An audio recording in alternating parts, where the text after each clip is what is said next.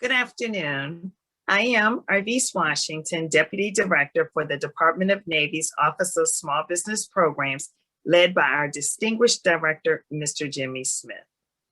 On behalf of the Office of Small Business Programs, we thank you for joining us today. We started this webinar series as a result of the pandemic as a way to continue outreach, but received such rave reviews, we decided to keep it going, committing to hosting at least 3 webinars a month. The Department of Navy recognizes small businesses are the catalyst of innovation, and we use this platform as a way to attract new business partners. You can view previously recorded events on our website under the Outreach tab and past events, or visit us on our YouTube channel. I would like to direct you to our website at www.secnav.navy.mil/small-business, where you can find a wealth of information, including our Department of Navy's Office of Small Business Programs Operations Plan. You can locate the newly released NDIA, Industrial Health and Readiness of the Industrial Base Report, or you can locate your small business professional and find information on how to do business with the DoD, including the Command's Long-Range Acquisition Forecast. To stay current on Navy's upcoming events, you can register for our mailing list on the homepage of our website. To stay up to date about upcoming industry days, Command's outreach, and in general, what's happening across the DoD, I also encourage you to connect with us on our social media platforms, including Facebook, Twitter, and LinkedIn. To highlight a few of our upcoming webinars, next week on April 29th, we will be featuring the DASN Procurement Office, where they'll be talking about the rulemaking process. On May 4th, we'll be hosting the Air Force Small Business Director, where they'll be talking about their small business programs. And on May 13th, we'll host the Office of Naval Research, where they'll talk about export controls. So I'm very excited about our dynamic panel today. We have Miss Kathy Cocus. She is the Kitsap Economic Development Alliance Business Development Director in Silverdale, Washington. Kathy works closely with firms in the Business Retention and Expansion Program and provides oversight to the office's Procurement Technical Assistance Program. She also provides direct counseling assistance in her role as the Ptac. Joining her will be Ms. Anna Vulaj, who has over 27 years experience in marketing, communications, and government contracting. Since 2008, she has been helping small businesses in Monroe County, New York, and the surrounding 8-county Finger Lakes region sell to the U.S. government. She also serves as the Ptac Program Director since 2015.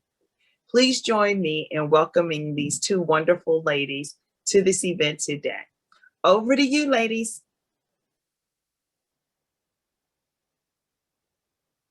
Thank you, Arvise. Thank you so much. Good afternoon, everyone. So this afternoon, we've been tapped, Kathy and I have been tapped to discuss DoD matchmaking and outreach and how to work with your Ptac, and we're very happy to do that. Some quick contact information about us. So you can see, as noted, we're on opposite sides of the country, and we actually know each other through our service on the Association of Procurement Technical Assistance Centers. So it's really been fun to get to know each other a bit better. Mm-hmm. And my location is actually at what I like to say, Navy Central for Washington State, with multiple commands in my county. Yes, Kathy is clearly the expert here. I'm actually in Rochester, New York.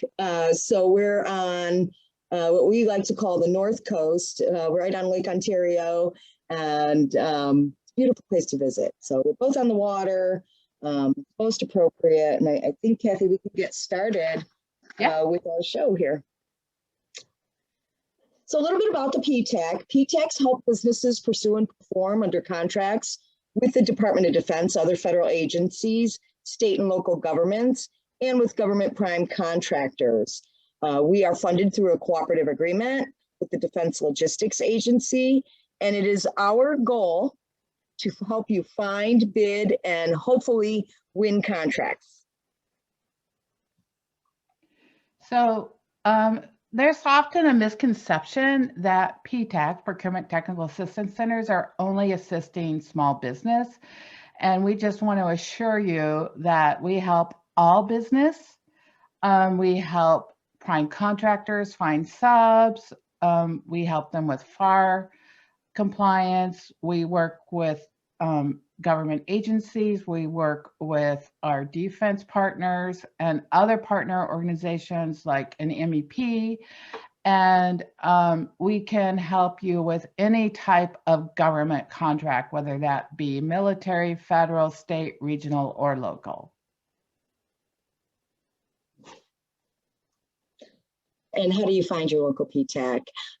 So as you may well have realized now, we are a national network of 94 PTACs.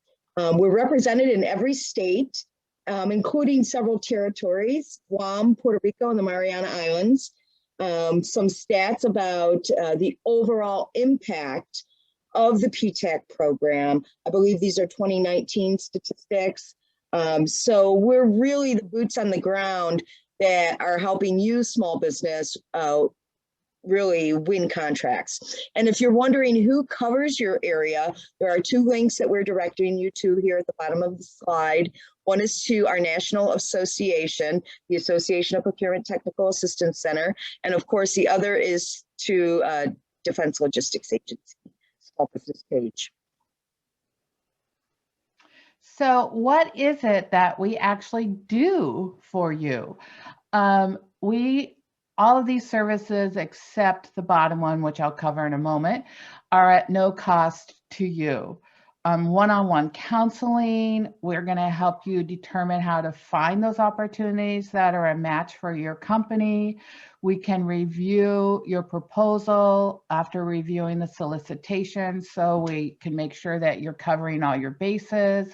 We assist you in how to best market to those government buyers, what requirements are necessary and needed. We do a lot of this not only with one-on-one counseling, but through workshops and webinars, not much different than what we're doing here today as far as a workshop or webinar. And we do matchmaking events. Sometimes it may be sponsored by the PTAC, or we may be partnering with a government agency or a prime. The bid match service is for some PTACs, like in Washington, we do have a small fee, annual fee.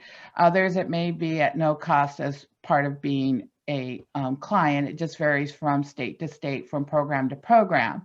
But it's searching multiple databases based on your NAICS code and keywords. And if there's an opportunity every day, you're going to get an email every day with a match, and it can be updated at any time. Okay, Kathy, we have a question. What is your advice to a company that does work nationally regarding selecting a PTAC? And our advice is, first, you should be working with a PTAC where your company is headquartered. Or we will work with companies if they have a branch office, but if in our location, but do start with your headquarter location.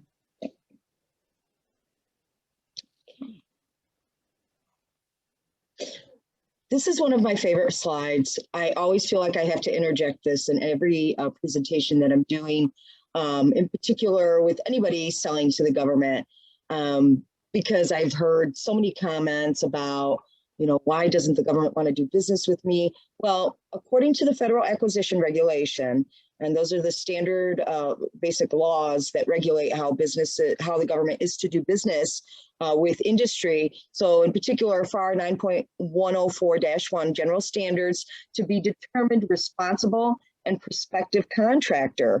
This is just a nice little eye chart. You have to really already be an established business for the most part. Of course, there's the exception with small business innovation research grants and so forth, and those that are developing new technologies, but you have to have adequate resources and be operational. The ability to comply with production and delivery schedules, critically important. There are whole systems designed on delivery and performance. And what I tell my clients is, if you don't think you can meet what the contract terms and conditions are, do not bid on it. Okay, it will not serve you well. So that goes to that good performance record. Obviously, be legal eligibility. I should note that the PTACs work with companies that are US-based companies. Because of my location, and maybe, I don't know, Kathy, if you run into this every now and then, I'll get periodic calls from companies in Canada, and I have to apologize sincerely and kindly and say we cannot assist you, but you have to be headquartered in the US.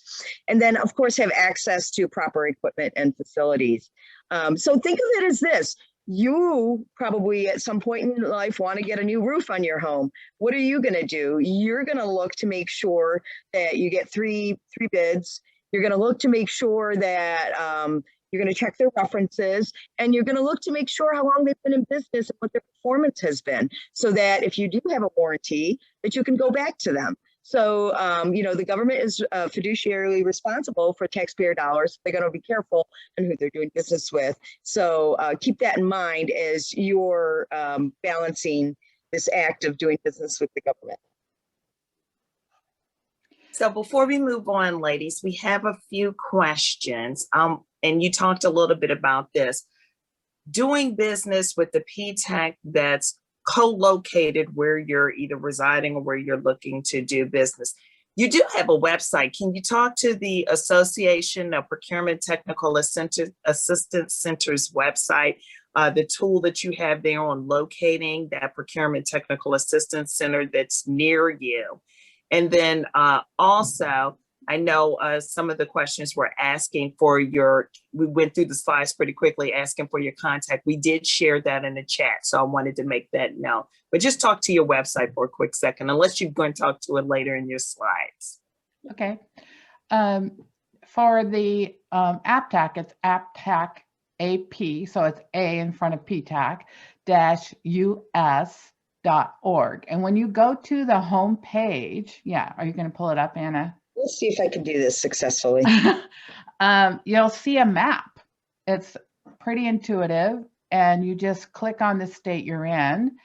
And in some states, there are multiple programs. In other states, it's a statewide program. Can you see the map? And it doesn't want to play.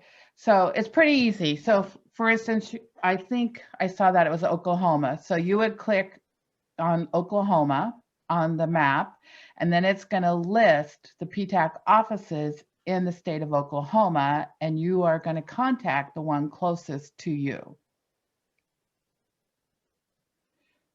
So that's pretty easy. And you can find my information at Kitsap, KITSAP, EDA.org. That is my host organization, or WashingtonPTAC.org. Yep. You can find these ways. And my information, please know that on the last slide, our information is repeated, and we'll make sure to keep that posted so you can write that down. But my information can be found at www.Monroe County Finger Lakes PTAC.org. Well, that just rolls off the tongue. Long. You can just Google MCFL PTAC. So. All right. So, well, and just keep asking those questions, because we prefer an interactive presentation versus us just talking at you. So we do have a few more questions, since you said, Kathy. When we look at past performance, and I can talk from a Navy perspective, but I'd like to hear from you as well. How critical is past performance? If it's a new company and maybe they haven't done anything in this arena yet, how critical is that in bidding on government contracts?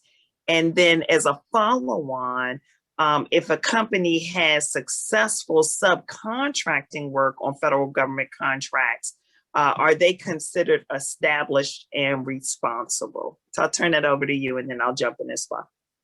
For us, we always tell those that are wanting to start the government process, especially federal, to begin as a subcontractor. That way they're not taking all the risk.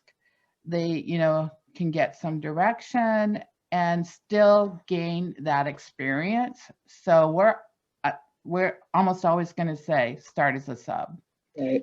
And that does count as your experience. And we also tell those that are just starting out that if they have relevant commercial experience, that they can utilize that as well. And another important part about starting doing business with the government, you have to look at size and scope. So when you're looking at your past performance, and say the largest contract that I've done, which is similar in size and scope, is maybe $100,000, $50,000, but I want to go shoot for the moon straight to $1 million. Well, typically, you're not going to be qualified for that. So just know that you're going to work on this step by step. So our motto is patience and perseverance. Okay. And they want to know you and trust you. And so, and make sure that you can grow at a right size and scale and time. Yeah, exactly. And, maybe you've done something for your local city. I mean, that's still government experience. That's not federal experience, but it's going to show that you have worked with a government entity. Correct. And yes, I do agree. A lot of times when a company's first getting started, they have not had that opportunity to build that past performance.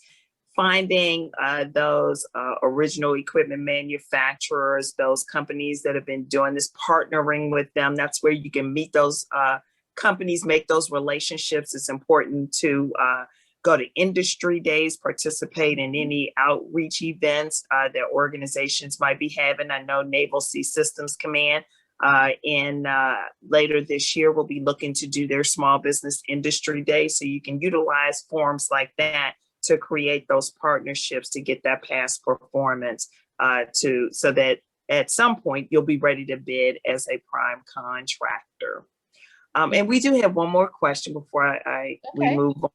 If you have a company that has a specific capability and they can't seem to find solicitations federal wide when they go to do the research, what is your recommendation? So this company is a startup company that performs sustainable zero emissions hydrogen fuel cell industry. How can they get showcase their capabilities, their product line to the federal government? Who's that right agency? The federal government is so wide. Who's that right agency that they could go for that? If it's an innovative thing, I think I would be looking at those type of agencies.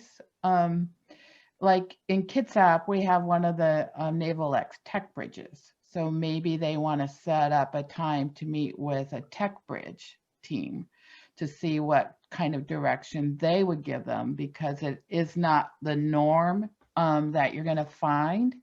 So that would be one thought I would have for them, because they would also maybe know of other folks looking at that type of innovation, because they all work together. Right. And with a little research and digging in the small business innovation research grants, that might be I think, Kathy, that's what you're mentioning too. But there's also unsolicited proposals. If you've done your research, done your homework, and figured out who might be interested in this type of technology, or, if you know your industry, what you might be replacing with this new technology. Mm-hmm. So looking at who's using that old technology and trying to talk to folks through that venue. Yeah, find the small business person for that command or that entity and ask to set up, a virtual meeting with them to, kind of get their take on it as well. Mm-hmm. Do we have other questions? Well, yeah, we'll let you get through a couple more slides, and we got the questions are rolling in. You're popular today, girls. Okay. So this is all about know your buyer or buyer's mission and how they buy. And one of my favorite ways to illustrate this is she's retired now, but she was the small business deputy for one of the commands in Kitsap. And whenever she presented for us, the first thing she said was, you need to know which Navy you're selling to.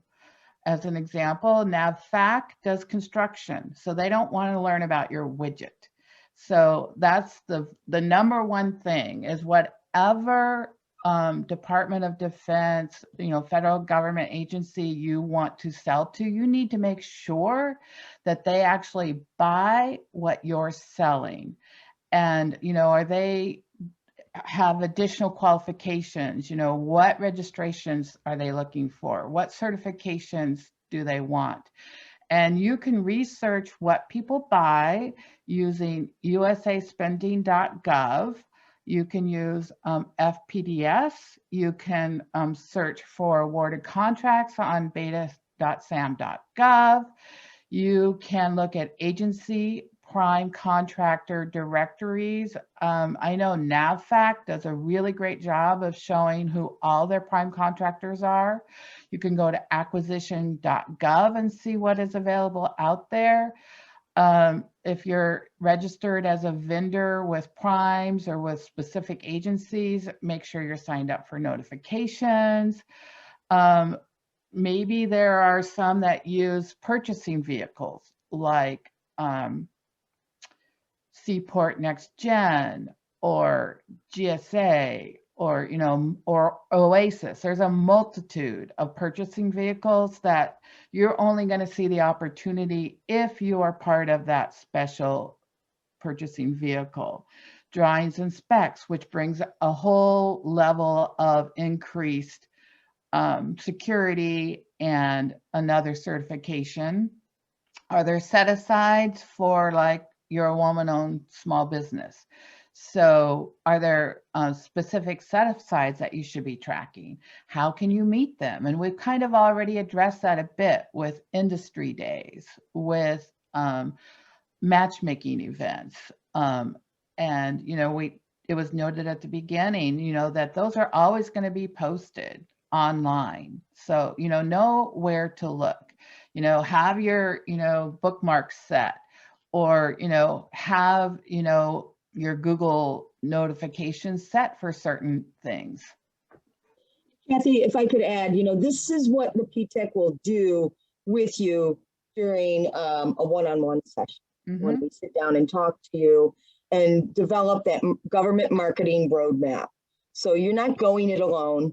And we have all webinars specifically designed to continuously train you on preparing for a matchmaker. But those one-on-one sessions, they're the critical ones that are going to help and build that foundation. I would say our most successful clients are the ones that are continuously and regularly coming and meeting with us.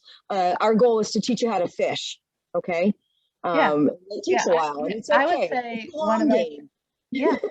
one of our success stories is, they spent hours with one of our counselors going through a solicitation for a MAC contract on base. And, and then they spent additional hours on the proposal review, and they were awarded it.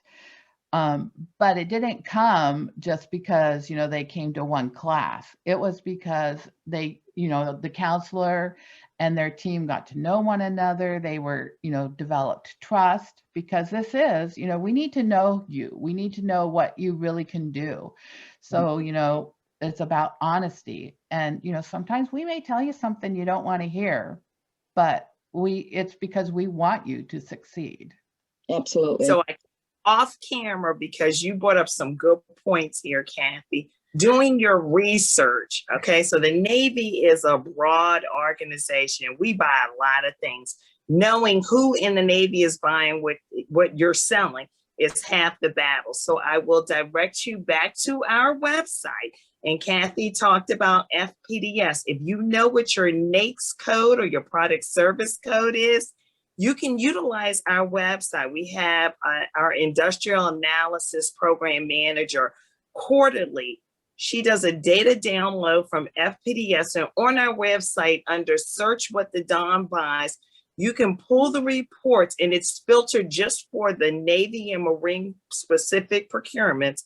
You can see who it is. You can filter by NAICS code or by product service code for who's buying what it is that you're selling. And then you utilize that small business professional feature that we had to locate that small business person that's at that command. So please, if you don't take anything away from this, contact your PTAC and utilize our website to help you locate who's buying what it is that you're selling at the Don. And with that, I'll go back on mute.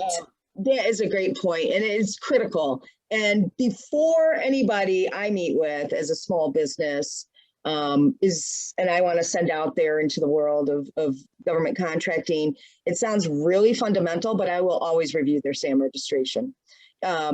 And prior to that, I will go and do the market research with them at FPDS and various other sites, because you need to understand the NAICS codes that your buyers use. You need to understand the language that your buyers use to purchase products.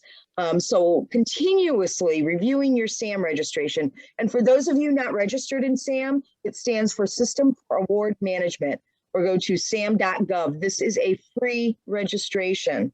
There are multiple sites out there. I just had a call this morning from a very sad business owner who recently paid $2,500 for her SAM registration before finding the PTAC. So I hate those stories. I know, I hate that story. And so, but we will sit and we're going to review those NAICS codes. And so what are NAICS codes? North American Industry Classification System codes. Those are the codes that you pick that represent what it is that you do. Some of them are not going to be an exact match, but you're going to go close by association, and we can guide you through that. And you want to make sure you have them on there. And then there's the product and service codes. So those are the federal government's purchasing codes. So these are things that are really important. They seem like, oh, I've done them one and done. They're not one and done. You want to continuously renew and update. They do change periodically every several years too.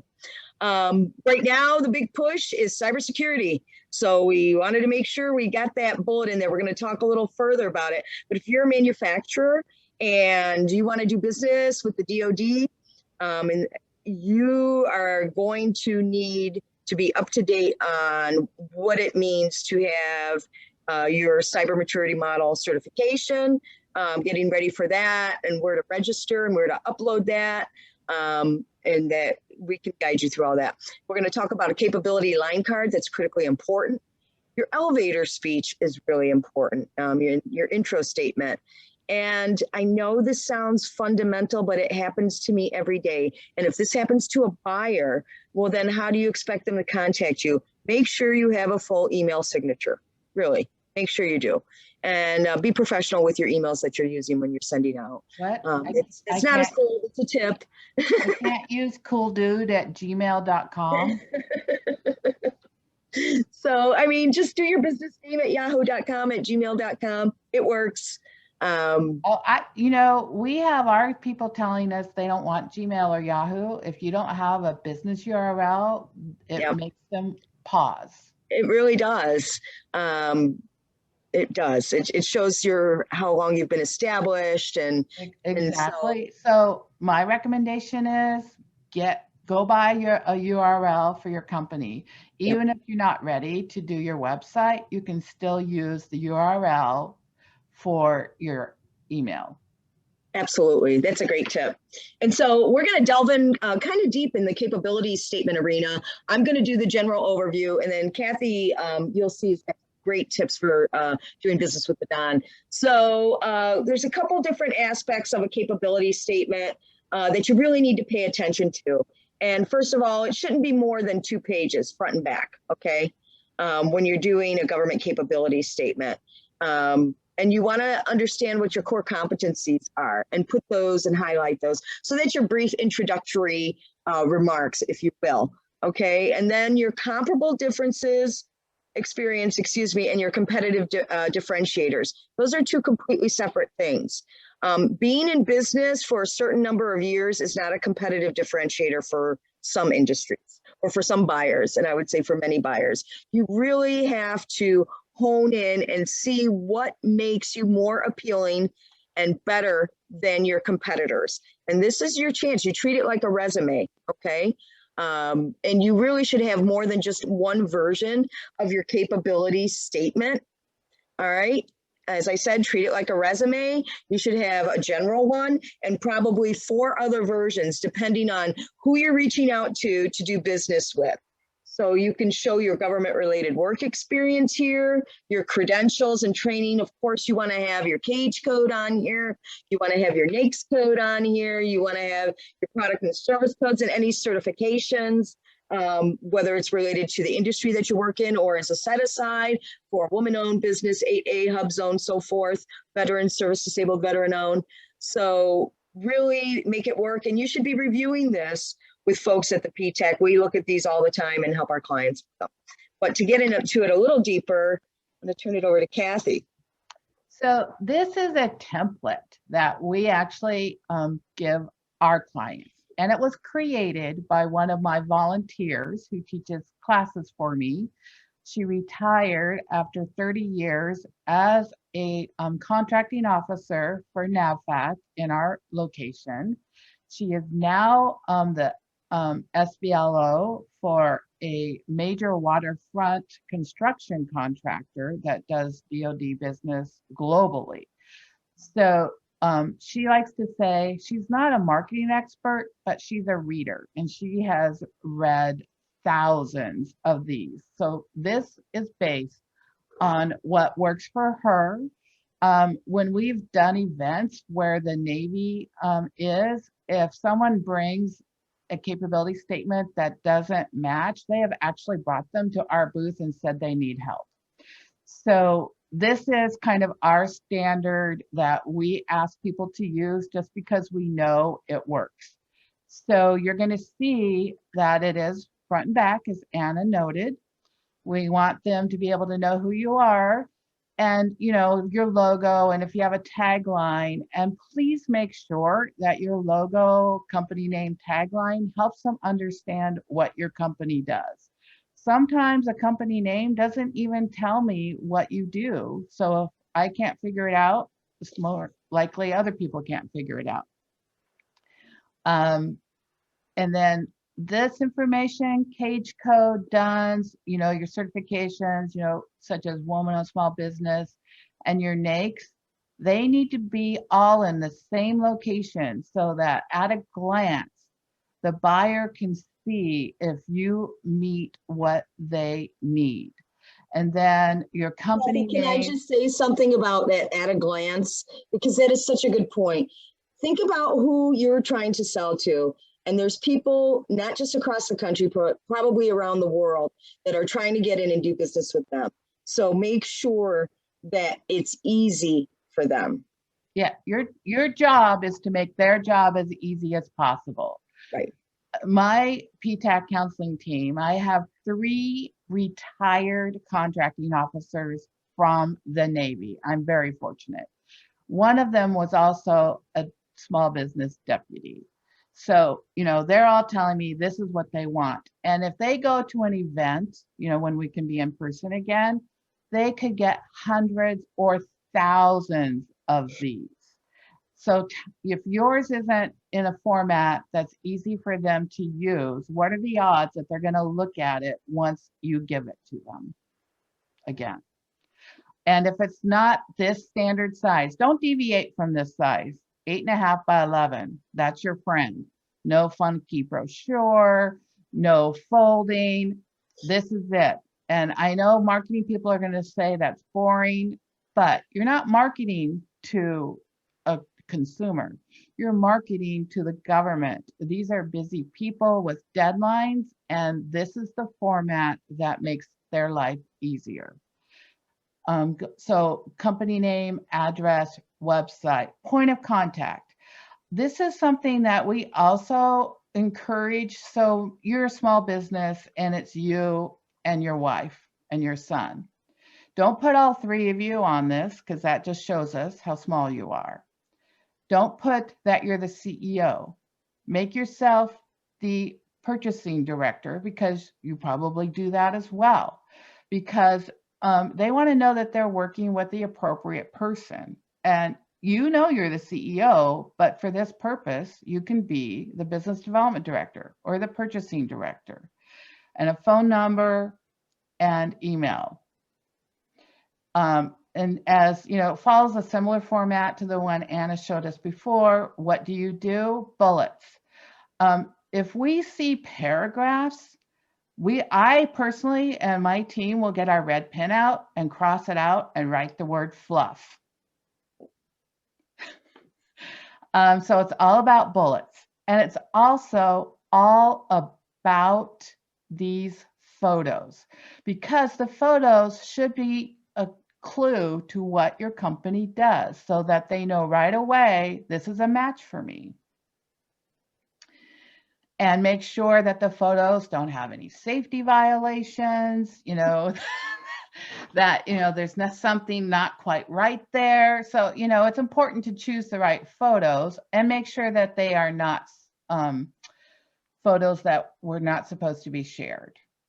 You know, make sure you have permission. And the other thing that I will note, because I see it often, don't use government logos. Did they give you permission for that logo? I don't think so. I don't think they like it. So no government logos.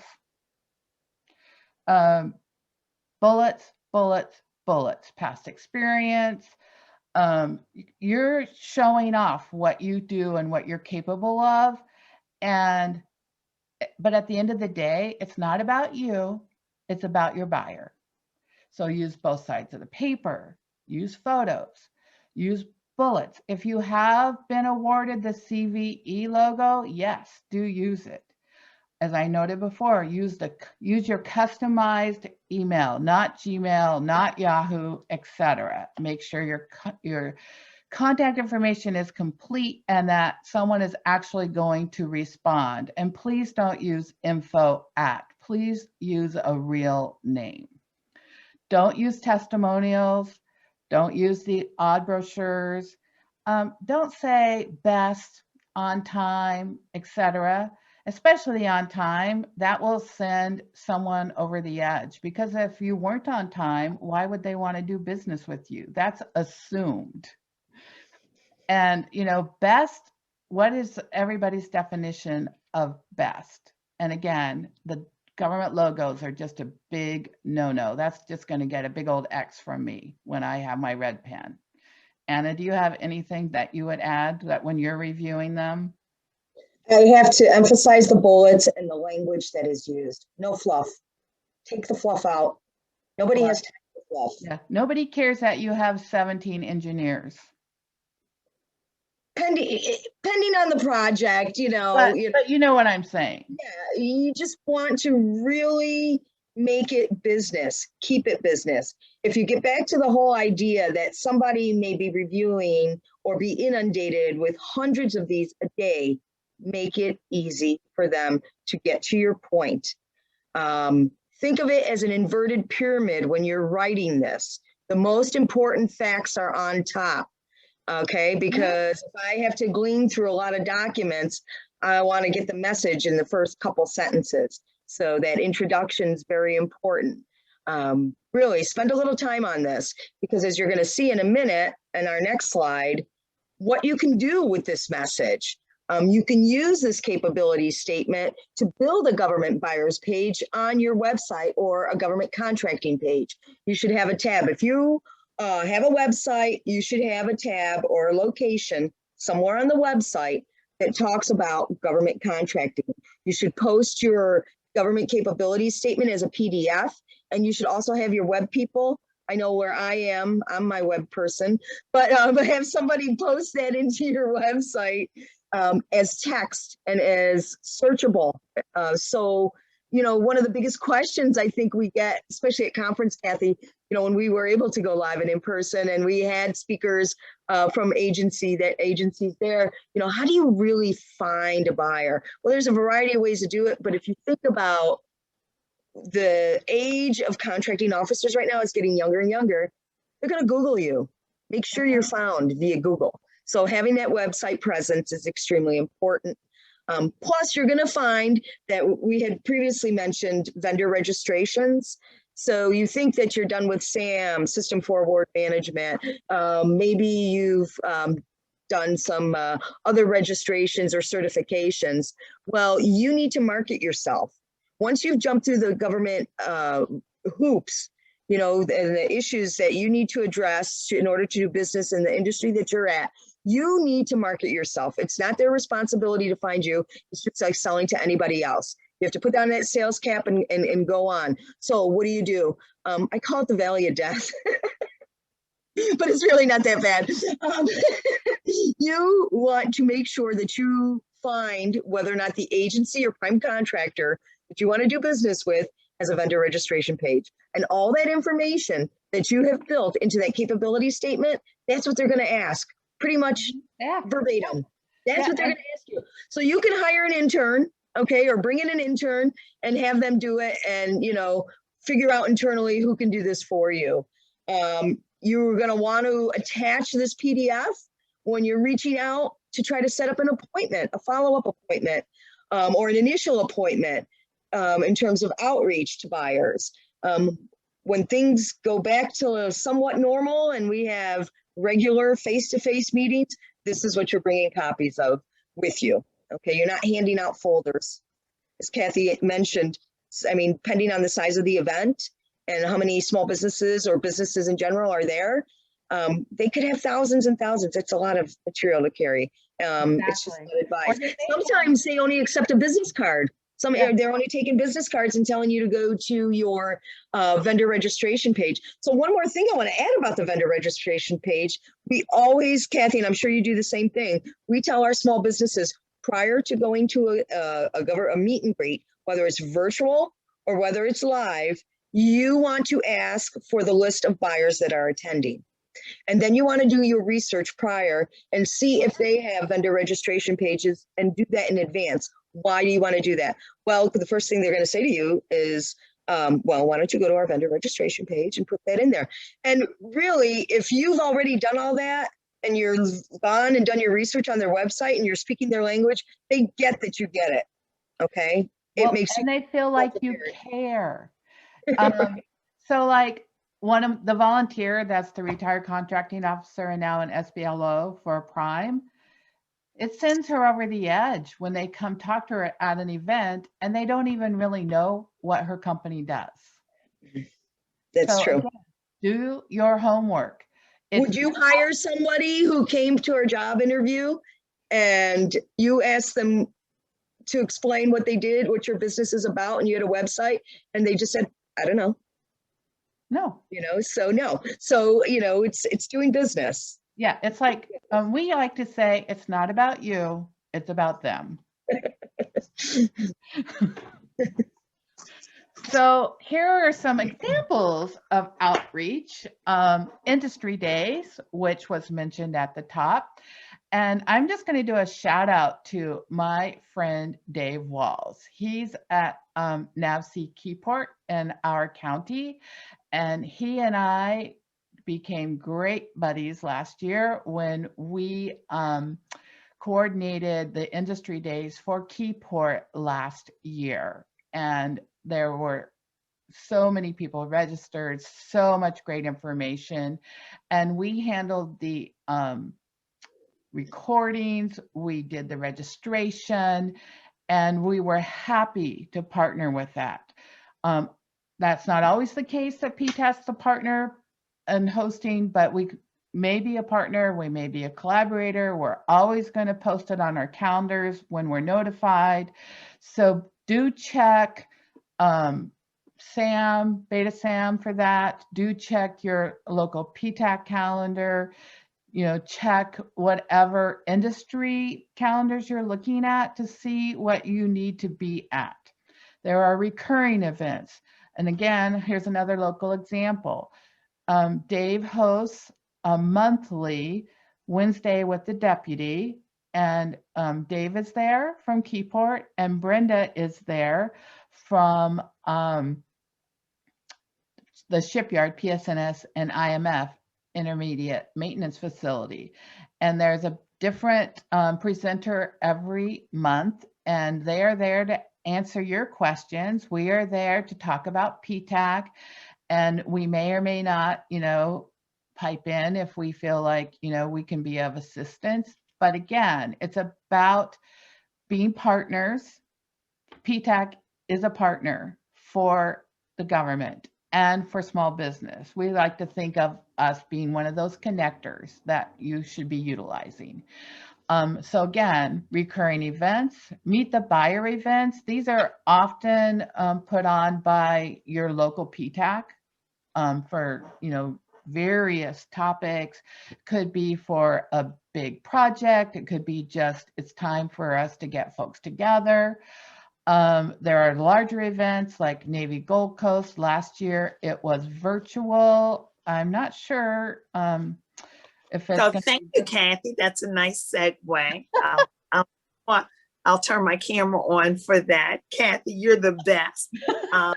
We do have 2 large events that we do every year. Sea, Air, and Space. It's hosted by the Navy League. That's here on the East Coast. It'll be held at the Gaylord Hotel. And our Small Business Day will be August the 3rd. So we have a full lineup of speakers in the morning, and then in the afternoon. Exciting. This will be our first time doing it. We'll do what I call speed dating, but it'll be an opportunity for you to come over and talk to some of our subject matter experts for about 10 or 15 minutes, and then you can move on and speak with someone else. So that is planned for an in-person event, and registration is not open for that yet, but you can research for Sea, Air, and Space. The next event that Kathy talked about is Navy Gold Coast. Last year, yes, we did have that virtually, and we are planning for a virtual event again this year. And the dates are September 1st and 2nd. Registration, I believe, is open for Navy Gold Coast. So you can search for that, get registered. And for my government folks out there that I have .mail or .mail email address, registration is free for you. And that's all I've got. Thanks, Kathy. Well, did you say it was? It's just part of the partnership service, okay? Yeah. I'm sorry, what did you say, Anna? Was Sea, Air, and Space August 3rd? Is that the date you said? So Sea, Air, and Space, August 1st through the 4th is the full event. Our Small Business Day will be on August the 3rd. So we have a full lineup on that Tuesday of Sea, Air, and Space. And just one thing before I go off camera, I wanted to talk about, Kathy mentioned Naval X. If you're looking to do business with the Navy, you can connect with, search for Naval X and utilize their Connect X tool. When Kathy talked about the capability statement, you can put all of that information into the Naval X tool, the Connect X, and that's what you want to get access to. I just registered in that this week after meeting with my TechBridge team. Great. Thank you. We're all on the same page. So there are tons of events. So check with your PTAC to see if they know something. And I will often just shoot an email to folks when something comes into me that I think that is a good match for them. I'm sure Anna does the same. It's like, oh, Joe needs to go to this, and you just send it to him. Yeah, because that's what we do. Almost as many as we can. Right on our websites and our calendars. Yeah, it's always on that too, but sometimes I just want to do that extra. Yeah, absolutely. Just talk to someone fresh in your mind. Yeah, exactly. They need to go there. Yeah. Mm-hmm.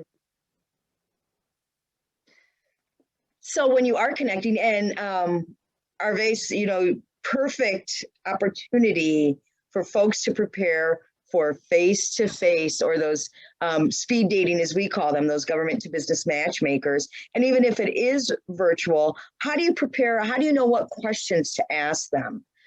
So we have a slate of suggested questions that you should be prepared to ask, but hopefully you've done your homework in advance, gone to their website, and you're going to be speaking their language, okay? Understanding their mission is critical.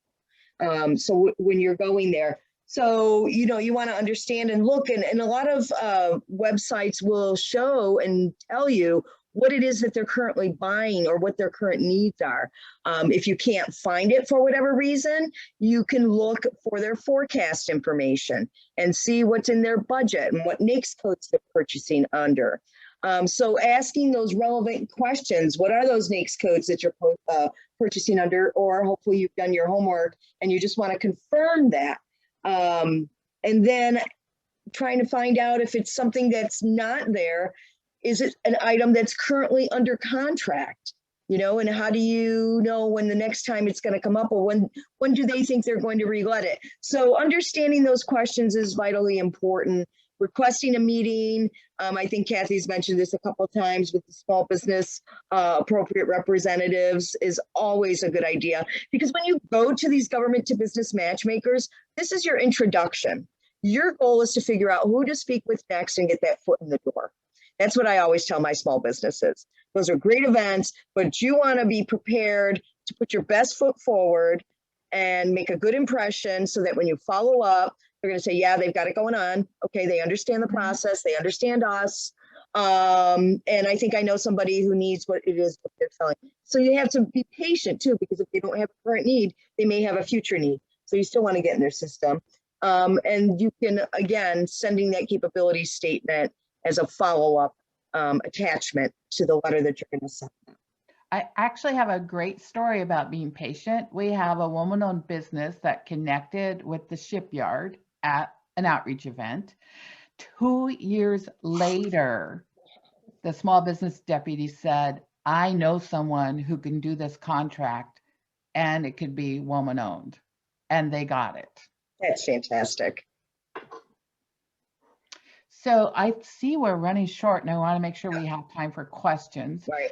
So, and this will be available. So this is not an exhaustive list, but I just wanted to point out again, the Navy is not a one-stop, agency. You, again, this is our homage to the Navy and an overview of some of the things that they do.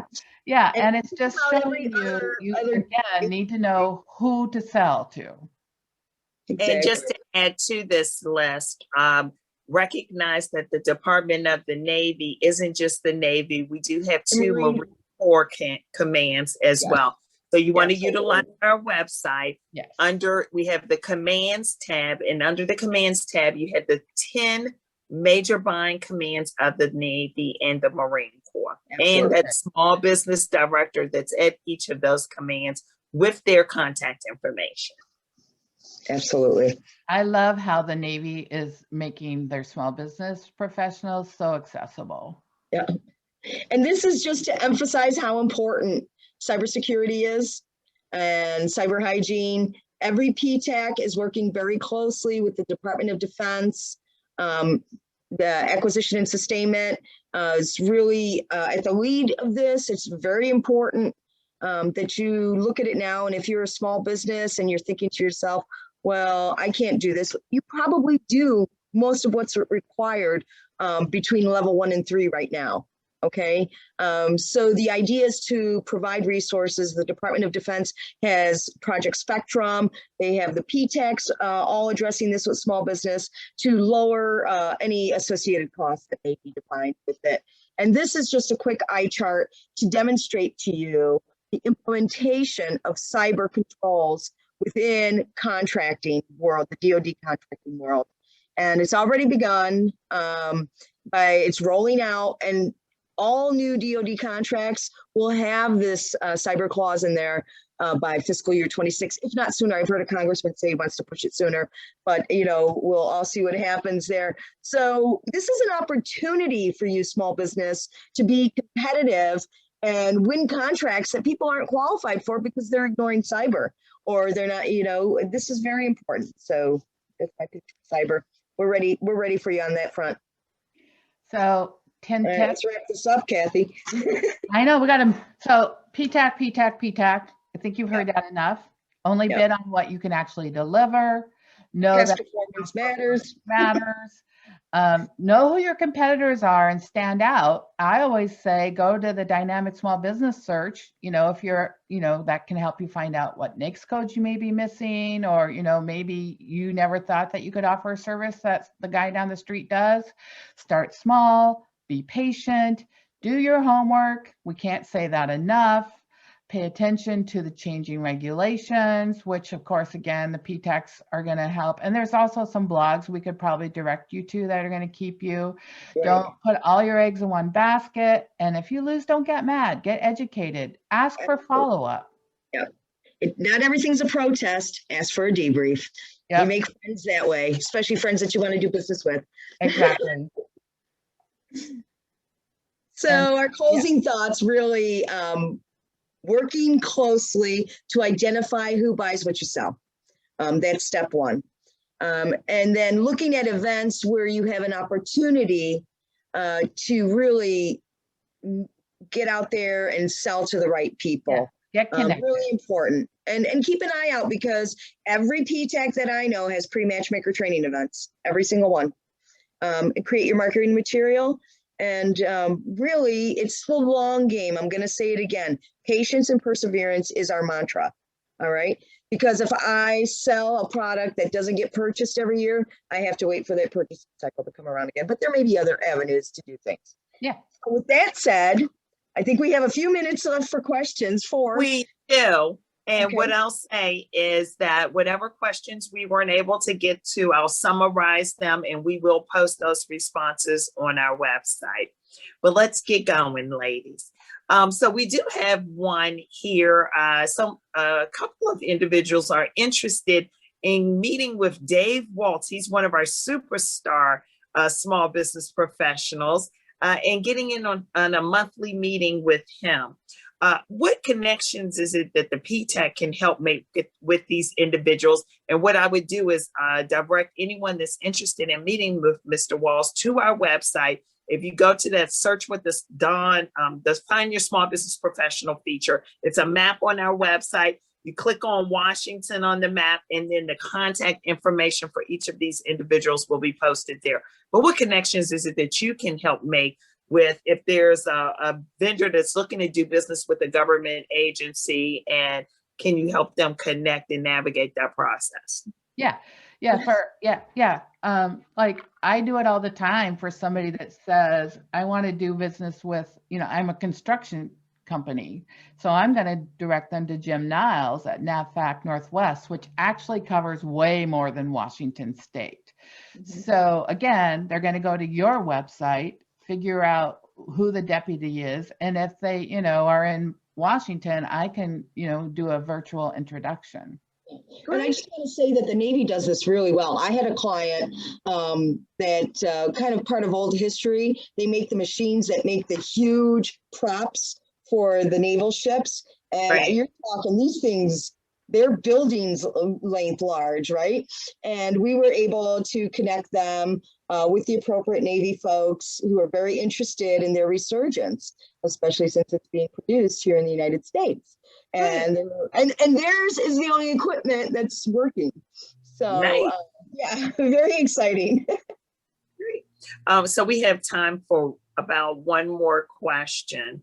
And what I would offer, if an individual is looking to get to the engineer or the program manager, as both Kathy and Anna stated, you want to utilize that small business professional at that command. That should be your entry point to getting to do a capabilities brief or presenting what it is that you can provide to that engineer or that program manager.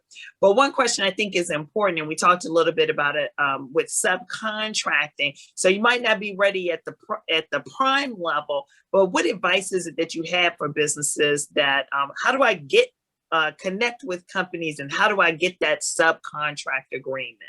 How do I make that happen? So for those commands that have, the multiple award contracts, like in construction, or, NAVC uses Keyport Next Generation, you're going to find the list of the folks who are on contract, who are the primes, and they should have on their websites the small business person for that prime. And just as you would connect with a small business person for a Navy command, you're going to do the very same thing for that prime contractor. And again, you can use your local PTAC for the prime contacts in your area. We connect small businesses with our primes throughout the region. And the DoD small business page has the mother of all this when it comes to prime contractors. Just utilizing it correctly is important. You just don't want to mass email everyone. You still, it's still going to take time to do a little bit of homework. But I will warn manufacturers, when you're looking to do business with large prime contractors, in many cases, they're going to require that you have ITAR registration. And maybe ISO. Definitely ISO, right? Yep. I think. Well, thank you both for taking time out of your day to join us today. You've provided a wealth of information, and I hope everyone got something out of this session. So if you have any recommendations for a topic you would like to see presented, you can forward it to us via email at osbp.pao@navy.mil. Until next time, stay safe and stay healthy. Thanks, ladies. Have a good one, everyone. Thank you.